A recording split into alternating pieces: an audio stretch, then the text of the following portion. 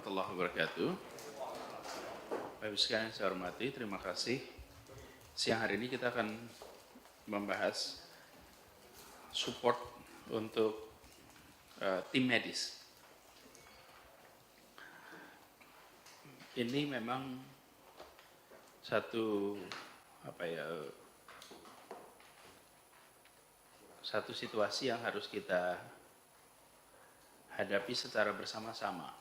Jadi saya berharap nanti di dalam diskusi kita bukan saja tentang peran pemerintah, tapi yang tidak kalah penting peran pelibatan swasta untuk ikut bersama-sama dengan kita. Saya berharap apa yang nanti kita diskusikan bisa kita sampaikan kepada Kementerian BUMN supaya BUMN juga melakukan hal yang sama. Nanti Kementerian BUMN bisa mengajak juga private sektor semua. Kalau ini kita kerjakan di Jakarta, maka ini seluruh Indonesia bisa mengadopsi yang sama. Nah, jadi langsung saja, siapa yang akan presentasi, menyampaikan? Bu Asisten, silakan. Bismillahirrahmanirrahim. Assalamualaikum warahmatullahi wabarakatuh. Yang saya hormati Bapak Gubernur, Bapak Sekda, Pak Asisten, Bapak Ibu sekalian. Sesuai tugas yang Bapak berikan Pak, kita sudah membuat konsep terkait bagaimana dukungan kita terhadap tenaga medis COVID-19 ini. Kami sudah berkoordinasi dengan semua OPD dan BUMD yang terkait. Next. Ini latar belakangnya saja Pak, bahwa memang telah terjadi kejadian luar biasa dan juga ada pelaksanaan induk dan lain-lain, dan termasuk juga beberapa dasar hukum. Lanjut.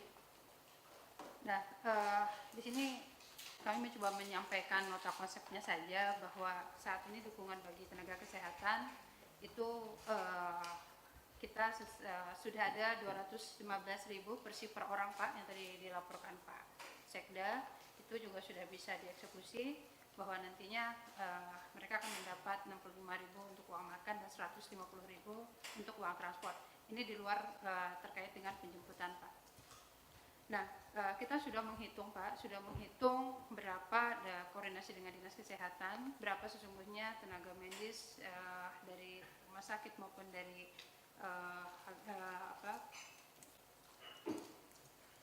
dari relawan yang terkait dengan atau yang terlibat dalam rujukan ini. Untuk kita bagi menjadi beberapa fase Pak. Jadi insya Allah hari Kamis kita sudah bisa lakukan. Tetapi untuk 2 rumah sakit dulu Pak. Jadi ada penginapan untuk 2 rumah sakit rujukan. Saat ini Dishub pun sudah melakukan uji coba untuk, jadi selain tadi yang arahan Bapak bahwa nanti mereka diinapkan, sekarang pun kami sudah mulai melayani terkait dengan poin-poin di tempat mereka yang tinggal di rumah Pak. Jadi mereka tenaga medis yang tinggal di rumah, kita menentukan titik penjemputan, kemudian juga diantarkan ke rumah sakit mereka bertugas. Dan yang sesuai arahan Bapak adalah terkait dengan untuk tahap awal di Jakarta Tourism di Grand Cempaka. Jadi di fase pertama itu kita akan ada penginapan untuk 2 rumah sakit rujukan, yaitu Rumah Sakit Umum Daerah Pasar Minggu dan Tarakan. Kita menggunakan hotel milik Jaktur, yaitu Grand Cempaka Bisnis dan RCC yang di Sunter, Pelumpang dan Al-Hijrah. Ini bednya nanti detailnya juga akan disampaikan. Kemudian untuk rute antar jemput dari dan ke 4 rumah sakit umum daerah dan PMI, itu kita ada 5 titik kumpul di wilayah tempat tinggal mereka, Jabodetabek, dan 5 kumpul di titik lokasi fasilitas kesehatannya. Jadi titik itu kita jemput semua menggunakan armada dari Dishub dan Transjakarta. Dan ada 30 rute antar jemput dari dan ke rumah sakit, dan juga nanti ada dari dan ke hotel Grand Cempaka. Nantinya di fase 2 tentunya kita akan memenuhi untuk 13 RSUD rujukan Pak.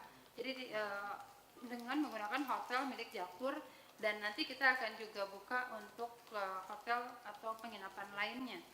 Saya juga sudah mulai bicara dengan Pak Puji Pak di aset, kira-kira ada lokasi-lokasi kita yang mungkin juga nanti bisa kita gunakan untuk ini.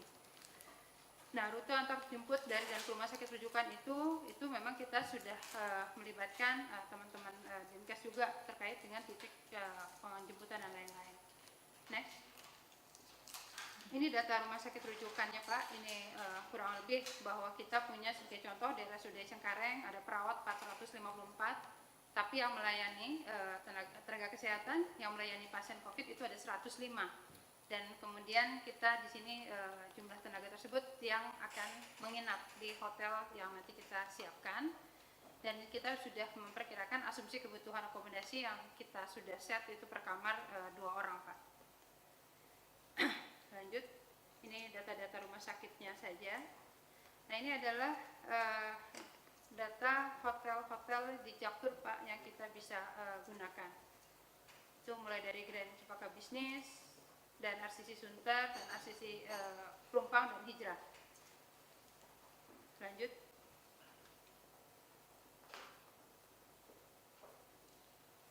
Nah ini adalah keterangan detail untuk masing-masing hotel, kapasitas hotel, jumlah tenaga kerja, dan kami juga sudah merinci kebutuhan-kebutuhan terkait APD selama 1 bulan di hotel tersebut Pak. Karena tentunya karena menampung teman-teman dari petugas kesehatan tersebut, kita juga harus memastikan protokol kesehatan terkait dengan hand sanitizer, sabun dan lain-lain, sanitizer spray, termogan dan lain-lain, itu juga kita sudah rinci kebutuhannya. Lanjut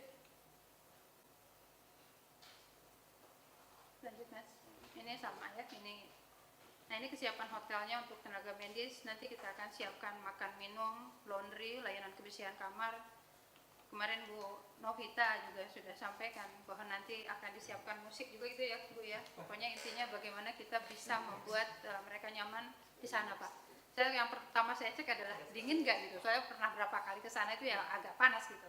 Tapi Bu Novita sudah sampaikan bahwa semuanya sudah dalam kondisi yang bagus gitu ya Bu Dirut ya. Tapi intinya kita bagaimana membuat teman-teman itu yang sudah lelah dan begitu pulang ke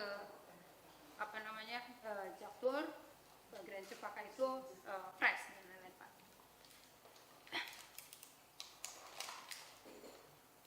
Lanjut, ini prosedur pelibatan hotel swasta Pak untuk next. Nanti misalnya kita akan coba juga buka untuk nanti dengan Dinas Pariwisata, pendataan volunteer, nama hotel dan lain-lain. Nanti kita juga mungkin tadi seperti arahan Bapak, kita juga akan koordinasi dengan Kementerian BUMN dan lainnya. Lanjut. Ini kemarin teman-teman tim Pak sudah survei langsung ke lapangan, sudah ke Grand Cempaka. Kita juga sudah memperhitungkan terkait dengan alur jalur-jalur, termasuk misalnya sterilisasi akan diletakkan di mana, akan diberlakukan satu akses keluar masuk dan desinfeksi. Ini teman-teman Dinkes juga sudah memberikan masukan-masukan, sehingga insya Allah nanti di hotel ini betul-betul protokol kesehatan dapat kita jaga, termasuk sistem laundry-nya dan lain-lain, sehingga begitu masuk dan begitu keluar semua dalam kondisi yang sudah hygiene. Termasuk juga kaitan dengan makanan Pak, itu juga kemarin jadi concern kita bahwa makanan yang nanti diberikan tentu juga harus sesuai dengan standar kesehatan, gizi yang tinggi dan lain-lain. Lanjut, ini terkait dengan penyediaan transportasi menuju dan menuju atau dari rumah sakit. Ini kita sementara ini menggunakan bis sekolah. Jadi dari Jakarta, Bogor, Depok, Tangerang, Bekasi kita antarkan ke Rumah Sakit Umum Daerah Tarakan, Pasar Minggu, Durensawit dan PMI. Para medik yang kita layani mulai dari dokter, perawat, volunteer dan juga anggota PMI. Ini workflow antar jemput tenaga medis Pak. Ini kita sudah membuat flow-nya mulai dari fase pertama dan kemudian sampai dengan fase kedua. Lanjut. Ini kesiapan armada. Saya memang minta ke Pak Kadishub dan Dirut Transjakarta untuk memastikan armada yang kita gunakan itu juga armada yang memang baik. dan dalam kondisi AC dan lain-lain juga bagus. Jadi sementara dari Transjakarta menyiapkan 12 armada bus untuk yang low entry, terus kemudian UPT bus sekolah juga menyiapkan 50 armada.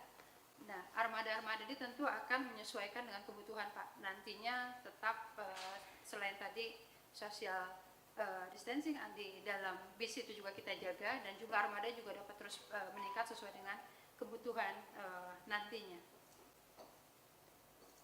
Untuk lanjut, untuk fase 1 kurang lebih seperti ini Pak. Ini antar jemput point to point. Itu kita ada untuk seperti misalnya di titik kumpul di Bekasi, ada di Mall BTC, di kantor Wali Kota Depok dan lain-lain. Ini pun sudah berdasarkan data tempat tinggal dari teman-teman tenaga kesehatan yang memang sudah kita mintakan. Jadi untuk layanan antar jemput point to point ada 30 rute. Next. Ini untuk yang fase 2-nya. Fase 2 kita akan perbanyak lagi bagi yang memang masih ingin tinggal di rumah masing-masing Bapak. Nantinya akan ada 75 rute Pak. Bu Gadis, garis besar, policy terhadap mereka yang terlibat ini, apakah memang diizinkan memilih tinggal di rumah atau diminta untuk berada di tempat tertentu dulu selama mereka terlibat ini? Saat ini memang kemarin-kemarin kita belum atur, tetapi untuk ke depan kita akan atur supaya mereka diprioritaskan atau diwajibkan untuk bergabung di dalam ini, supaya untuk memutuskan rantai penularan, karena mereka termasuk ODP yang kontak erat dengan. Iya, maksudnya itu. Iya, jadi kan ini, tentu juga mereka tidak ingin keluarganya kena kan? Iya. Jadi memang ini ada permintaan dari teman-teman rumah sakit. Jadi bukan hanya RSUD kita Pak, termasuk rumah sakit vertikal juga kemarin telepon meminta karena banyak relawan yang mau membantu penguatan SDM. Tetapi relawan-relawan tadi minta ada jaminan tempat yang bisa disediakan supaya mereka mobilisasinya lebih mudah. Jadi Pak, jika nanti kebijakannya bahwa semuanya memang harus diinapkan, tentu lokasi-lokasi lain akan kita cari Pak. Karena memang untuk yang point to point sebetulnya itu awal pada saat rute Transjakarta yang non koridor kita hapuskan, sehingga kita ingin memberikan pelayanan di awal Pak. Tapi dengan kebijakan baru nanti tentu ini akan menjadi berubah, kita konsentrasi ke tempat penginapan, ke rumah sakit. Lanjut.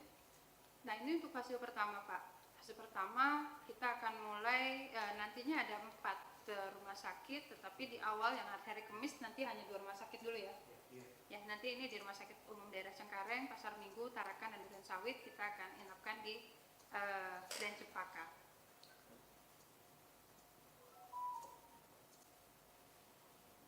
Lanjut. Berapa Bu Novi? 500 orang Pak. 500 room. 500 orang. Orang satu kamar? Satu kamar 2 Pak. 2. Dengan bednya king size sama queen Pak. Oke. Jadi yang pertama nanti 2 rumah sakit ya? Ya, sebetulnya nanti akan berkembang terus Pak. Untuk yang Kamis itu kita akan mulai dengan 2 rumah sakit, tetapi ini akan terus bergulir yang di fase pertama ini dengan 4 rumah sakit, dengan 2 rumah sakit lainnya, sehingga fokus awal itu untuk 4 rumah sakit umum daerah rujukan. Nah nantinya di fase 2, lanjut di fase 2 ini tentu semua rumah sakit kita akan layani dengan tadi melihat kira-kira tempat mana lagi yang kita akan cobakan. Kemarin sempat katanya gedung PKK ya, gedung PKK kita juga sedang coba lihat jika dimungkinkan untuk kita gunakan sebagai tempat penginapan.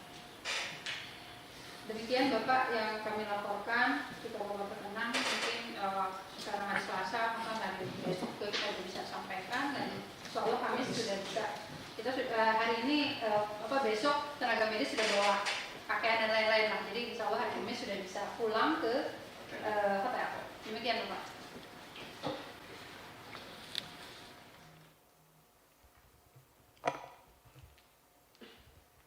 Ini semua nanti biayanya bagaimana? Kalau terkait transportasi rasanya tidak masalah Pak, memang ini sudah bagian dari program Jaklingko kita, hanya beda rute saja. Nah, terkait dengan di kebutuhan di hotel, kemarin Bu Novita sudah sampaikan Pak, cash memang ada untuk awal, tapi nantinya kita buka juga untuk kolaborasi Pak. Sebetulnya banyak juga yang nanti bisa menggunakan pola ini gitu. Saat ini juga kami sedang rekonferensi Pak, teman-teman dengan kolaborator tersebut. Ini menjadi satu menu yang nanti kita akan sampaikan. Biaya terbesarnya di mana Bu Novi? Izin Pak menyampaikan, jadi yang rencana akan kita charge itu hanya di food aja Pak. Kalau kamar semuanya kita free, tetapi kalaupun pendanaannya belum ada akan kita provide semuanya sendiri dulu Pak. Dari Jaktur akan membiayai dulu semuanya Pak. Okay. Komponen terbesar tentunya di makanan Pak.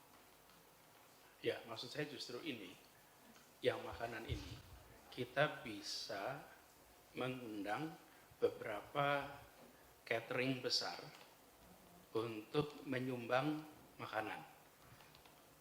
Nah, catering besar menyumbang makanan ini mungkin bisa kita jajaki dari sekarang. Jadi supaya bebannya tidak besar, misalnya Bu Novi menyebutkan bahwa yang dibutuhkan adalah per hari berapa unit, kemudian sebetulnya kita bisa mendapatkan 5-10 partisipan, maka mereka bisa bergantian hari Bu. Ganti hari, ganti sponsor untuk menyiapkan makanan. Nilainya berapa kira-kira Bu Novi untuk makan sehari? Kita hitung satu orang itu dengan makan pagi, siang, malam, dan juga Pak Sekda mengusulkan ada fooding juga, sekitar 150.000 Pak per orang. Kalau kita anggap total nakes yang akan masuk 1.382 orang, jadi sekitar 200 juta Pak. Per hari? Satu hari Pak. Ya, itu kalau satu hari 200 juta, tapi gantian, saya rasa akan bisa dihandle. Tapi kalau kita minta langsung seminggu, ya itu agak berat tuh. Jadi mungkin kita nanti bisa ngundang untuk partisipasi. Bisa tidak Bu Novi kalau orang memberikannya in kind Bu? Atau harus cash? Bisa sekali Pak, tidak Bisa. perlu harus cash Pak. Artinya selama ini yang masaknya juga tidak harus selalu di dalam Iya. keran cempaka, enggak harus? Iya, bisa Pak. Bisa. Informasi Pak dari Pak Andika bahwa Asosiasi Jasa Boga itu sudah siap support.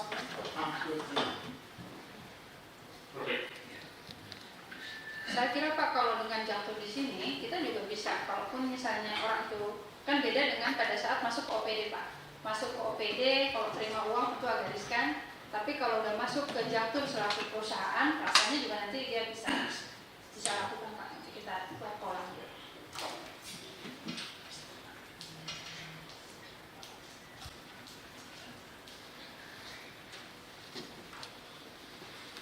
Oke.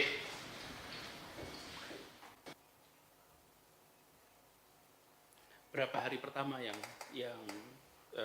Jaktur bisa handle, Bu?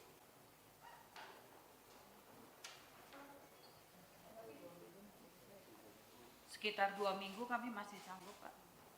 Kalau gitu jangan sampai seminggu. Ya. Kalau gitu Pak Andika mulai, saya merasa begini, kita terus nyiapin supaya di Jaktur itu last resort. Ya. Sebisa mungkin dari luar. Jaktur itu berikan tempatnya, tapi makanannya sebaiknya dari luar. Lalu entertainment, kalau boleh dengan teman-teman asosiasi musisi dan lain-lain, itu juga digilir ke sana tanpa perlu Jaktur. Jadi Jaktur seminim mungkin keluarkan biaya dulu sekarang. Ini kita bicaranya agak panjang nih nanti. Ini pertengahan April mungkin akan naik tinggi.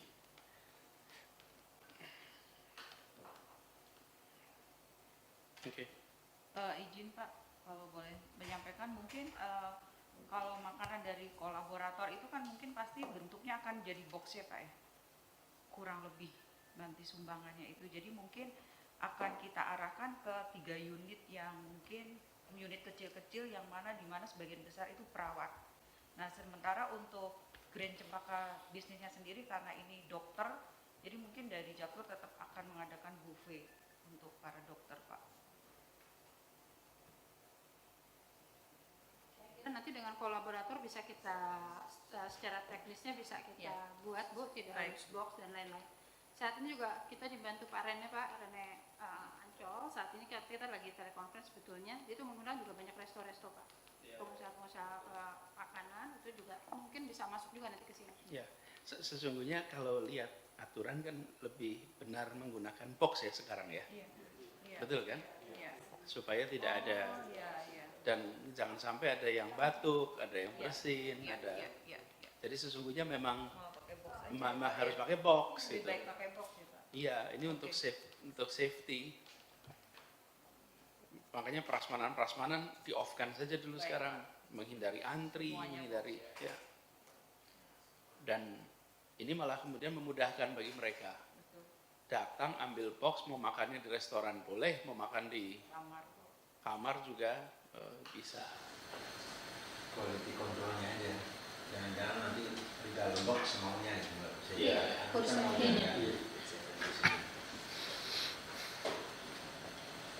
Iya. Makanya mekanisme kerja mereka yang pengaturannya gimana Ya, jamnya mereka karena ini menyangkut efektivitas dari suatu APD dan SDM. Sebagiannya memang melihat maksimal mereka bisa memakai gaunnya itu. Jadi bergeraknya ada yang 1 hari itu 2 shift, ada yang 3 shift Pak. Nanti untuk detail teknisnya kita akan rapat bersama Bu Novi. Nanti ada PIC kami Bu Sekdis, Bu Dita yang akan mengatur dengan seksama supaya tidak terjadi tumpang tindih. Karena satu shift itu nggak full tentunya makan disediakan penuh. Karena mungkin pada saat siang mungkin sedang di rumah sakit, pada saat malam mungkin sedang piket dan sebagainya. Nanti secara detail teknisnya kita atur bersama. Hari ini mungkin kita langsung rapatkan. Eksperimen pertama kapan?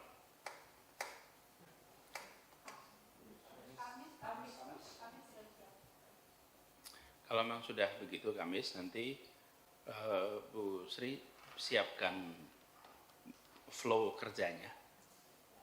Tujuannya supaya nanti ketika kita minta kepada BUMN melakukan hal yang sama, dia sudah mulai mengantisipasi.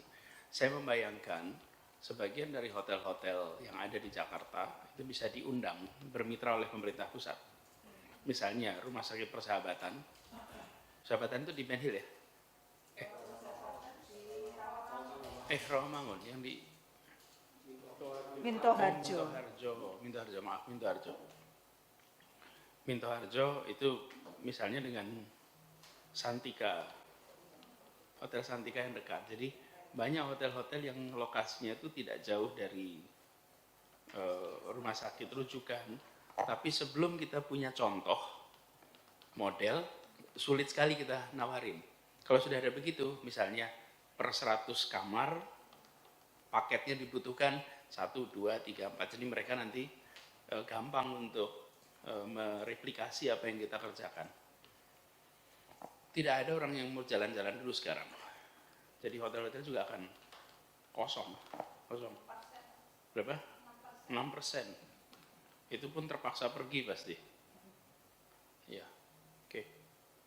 Udah kalau gitu bismillah, ini jalan. Izin Pak, kalau Pak Gu berkenan ada surat dari Pak Gu Pak yang kami dapat masukkan di setiap kamar untuk sentuhan dan mungkin ucapan terima kasih Pak Gu dan menyemangati para tenaga medis Pak. Oh oke, boleh. Seperti biasanya manajer hotel yang nulis itu. Saya kalau masuk hotel ucapan selamat datang. Oke, good idea. Ya, nanti coba ditulisin. Mungkin ya, sekalian, ini kan jangkanya agak panjang ya, mungkin agak panjang. Jadi barangkali Bu Novi siapkan aktivitas tambahan untuk mereka. Jadi bukan hanya musik, bukan hanya itu, tapi mungkin Bu, kalau ada kegiatan olahraga, jadi cari trainer olahraga, kemudian Mungkin di situ akan perlu juga tempat untuk medical check up. Mungkin perlu konsultasi psikologi. Orang tuh jenuh apa itu. Yoga. Jadi yang unik-unik aja itu, Bu Novi, bawakan di situ dan kita minta semuanya pro bono aja dah. Oh ini lagi mas, Anda juga nganggur di rumah kok gitu. Jadi Bu, kegiatan-kegiatan yang sifatnya non physical contact itu bisa dilakukan di situ. Trainer meditasi dan lain-lain. Tidur semua ikut meditasi di situ.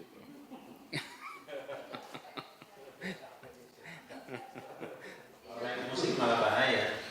Live musik bahaya. Nanti jangan salin. Iya, kalau pemerasan. Nggak usah ya. Iya. Nggak usah ya Pak musiknya. Tapi itu olahraga. Olahraga kamar nggak boleh lah. Olahraga di kamar masing-masing. Atau musik pakai ini aja. Audio. Iya. Itu kan ballroomnya kan juga kosong terus kan? Itu kalau mereka pada olahraga 30-30 pakai jarak yang cukup sebenarnya nggak apa-apa. Dengan begitu paling nggak begini, Mas kalian, paling tidak tim medis kita itu merasa kita berikan perhatian, bukan hanya dititipin pekerjaan yang nggak kira-kira besarnya ini, dan resikonya besar luar biasa. Bu Kadis, kalau boleh tahu Bu Kadis, tenaga medis yang meninggal itu karena apa, Bu? Kalau kita mendengar orang usia 70, 60 kan memang rentan ya. Tapi kalau ada tenaga medis usia 35, usia 50, apa faktor yang membuat itu menjadi lethal gitu? Ya, sebagian tenaga medis itu kan memang sebagian besar memang usianya di atas 60 Pak yang meninggal. Yang muda, yang RSCM, perawat 37 dan yang terbaru dokter itu, beliau dokter Saraf 35. Saya belum mendalami apa ada komorbid, tapi untuk biasanya yang memperberat adalah diabetes mellitus.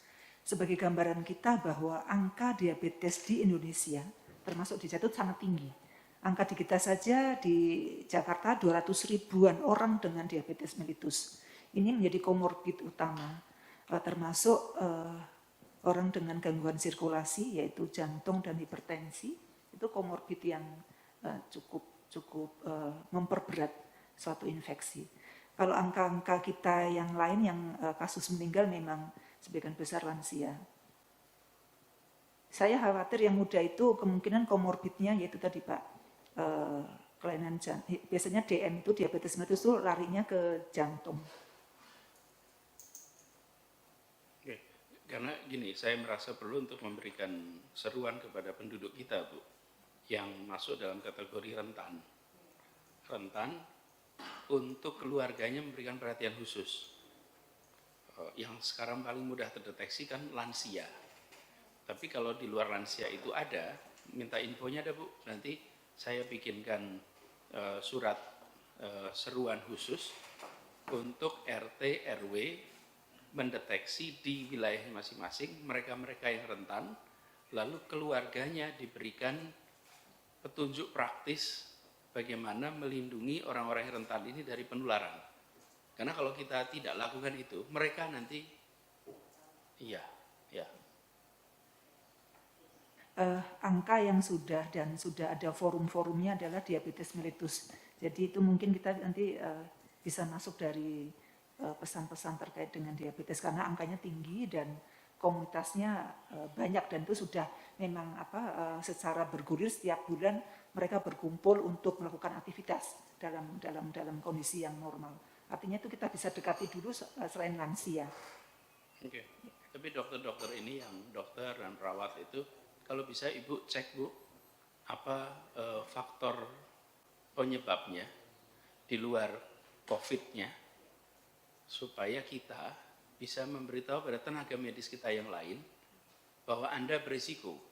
Dan kalau berisiko, udah lebih baik dikeluarkan dulu dari tim. Karena kalau misalnya sudah jelas dokternya punya diabetes, lalu dia masih tetap ikut di situ, wah ya sudah, itu one way ticket itu. Kita harus menurut saya harus mendeteksi secara serius karena mereka yang paling potensi terpapar. Ya, oke. Lalu tim Dishub ini akan bawa orang-orang yang dia berada dari tempat yang paling berisiko. Ya, jadi menurut saya bisnya itu harus ada proteksi khusus, terutama yang membawa dari rumah sakit ke hotel. Dan mungkin TJ menerapkan saja protap khusus selama musim COVID ini. Misalnya jarak aman dari supir itu disiapkan. Lalu misalnya tidak ada lagi pintu depan yang bisa dibuka misalnya. Semua, karena supir ini yang paling ketemu orang paling banyak. Juga bukan kondektur, apa sih namanya? Apa? Iya, petugas layanan bus. Itu juga harus dipastikan mereka selalu aman. Bagaimana cara membuat jarak aman bagi mereka ya? Ya. Ya, jadi kalau untuk Transjakarta kami nanti mungkin juga bisa diterapkan ke bus sekolah, Pak. Untuk yang ini dulu, Pak, ya, untuk yang kasus untuk yang rencana ini kami akan tempatkan juga selain di PLB itu ada dua alat disinfektan. Yang pertama fogging dan yang kedua itu nanti sprayer. Jadi yang pertama fogging itu akan kami, jadi PLB-nya tetap ada, tapi PLB itu akan memfogging para perawat dan juga dokter sebelum mereka masuk ke dalam bus. Jadi mungkin jaraknya 1 meter lah atau 2 meter dari sebelum mereka masuk, untuk memastikan mereka itu sudah steril sebelum masuk ke armada. Nah, nanti untuk di dalam bus sendiri kami terapkan juga tetap satu bangku hanya bisa 1 orang. Jadi dia nanti akan selang-seling. Lalu juga untuk mereka hanya bisa ditempatkan di belakang. Jadi nanti dari supir itu satu ban depan sampai ban depan itu nggak ada penumpang sama sekali. Terus juga PLB-nya itu kami berdayakan, yang dari petugas layanan bus tadi kami berdayakan untuk yang menyemprot tadi. Jadi nanti kami juga lagi mau cari untuk yang semacam hazmat suit atau apa, pokoknya lebih protected merekanya untuk mereka menyemprot tadi. Nah, jadi itu pada saat mereka naik bus. Nah, setelah keluar nanti pada saat di hotel kami minta mereka juga untuk menyemprotkan lagi cairan disinfektan. Jadi pokoknya sebelum mereka masuk itu busnya sudah harus didisinfektasi semua, Pak. Itu yang pelayanan. Mungkin kami juga nanti tempatkan juga, ini saat ini sih di dalam bus semua, tapi memang kalau sampai lebih efektif itu katakanlah nanti dengan bus dari bus sekolah juga, kalau memang lebih efektif mungkin dia nggak harus di bus tapi dia standby di tiap-tiap rumah sakit gitu. Dan di rumah sakit pun juga kami akan taruh juga, dan di hotel itu help desk, jadi kayak semacam dispatching officer lah untuk tahu berapa jam lagi busnya akan jalan, terus juga antar informasi ke perawat dan juga ke dokter kalau seandainya mau ke rumah sakit mana, tinggal tunggu jam berapa, seperti itu sih, Pak. Untuk bus sekolah memang kami juga sudah kerjasamakan dengan PMI. Mulai hari Minggu kita sudah lokalisir penempatan 50 unit bus yang melayani ini di Taman Mini. Jadi sudah dilokalisir termasuk pengemudinya. Kita larang untuk berinteraksi dengan pengemudi lainnya, ada 100 pengemudi. Kemudian layanannya adalah setiap bus akan masuk ke pol, itu wajib disemprot disinfektan. Artinya pada besoknya si bis sudah siap untuk beroperasi seperti biasanya. Dan untuk harapan kami adalah si petugas kesehatan yang dijemput dari rumah sakit itu juga sudah disemprot disinfektan sehingga masuk ke dalam bus mereka sudah steril. Pengemudi kami sudah sarankan untuk menggunakan paling tidak masker, APD-nya adalah masker dan sarung tangan. Juga dilengkapi dengan hand sanitizer di dalam masing-masing sehingga mereka terus melakukan menjaga kebersihan dirinya, gitu, Pak. Ini pembersihan mobil itu kan interiornya ya? Eksterior dan Eksterior ya? Iya. Oh, oke. Memang perlu ya eksteriornya ya?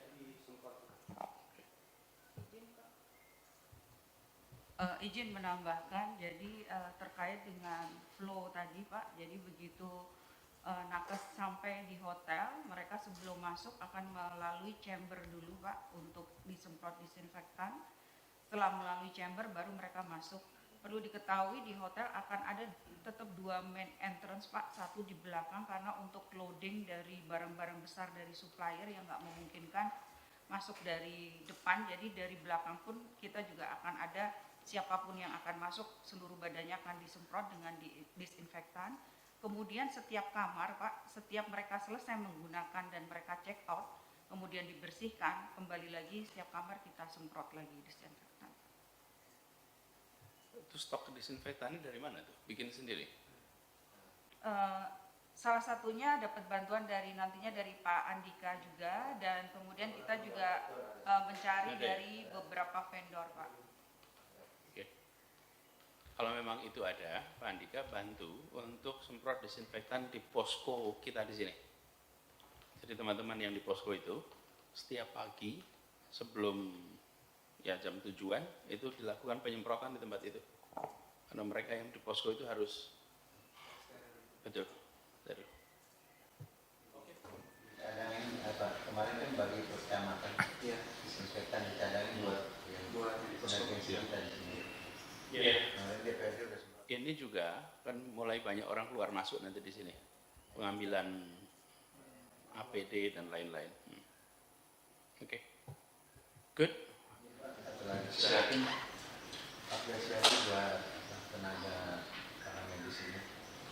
Kita ada piagam dari Pak Gubernur ya. Setelah selesai ini gitu. Piagam nanti ujungnya itu Pak dia berhak naik pangkat istimewa 1 tingkat masing-masing. Jadi terusnya dia naik pangkat kan ada yang 2 tahun dan dia kan 4 tahun. Jadi begitu selesai ini dia langsung naik. Dan ini Bu, yang kemarin saya minta nomor-nomor kontak ahli waris korban warga kita maupun tenaga medis dan juga tenaga medis yang sekarang sedang perawatan. Karena ada, kalau catatan kita di sini ada 44 tenaga medis yang terpapar di Jakarta. 44 itu kalau bisa saya minta nama-namanya. Nanti kami buatkan surat khusus untuk mereka yang saat ini positif COVID.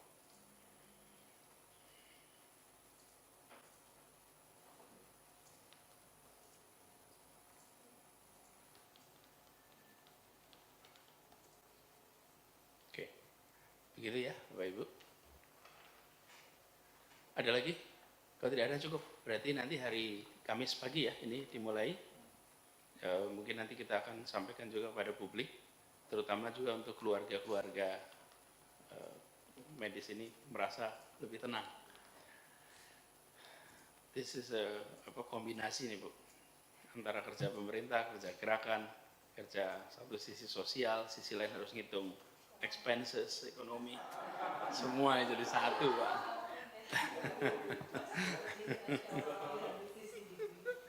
Ya, nanti kita nikmati saja ini dan ada gelombang lain yang harus diantisipasi, tapi bukan di kita ini, terutama di perekonomian. Dolar sudah 17.000 dan Pak Wijat 97 itu berapa sampainya? Berapa? 18 ya. Beliau waktu itu masih bankers. Jadi betul kan? Itu 18.000 waktu itu. Tahun 97.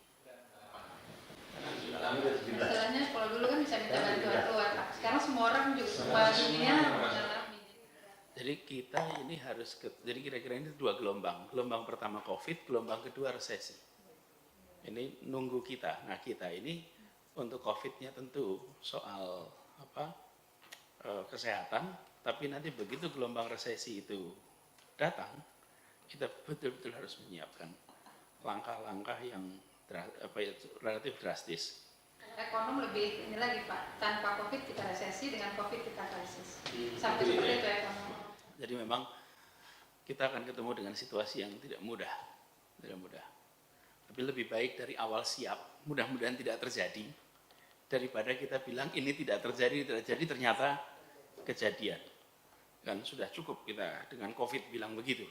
Enggak terjadi, akhirnya kejadian. Baik Bapak Ibu sekalian, terima kasih, selamat bekerja, salam untuk semuanya. Assalamualaikum warahmatullahi wabarakatuh.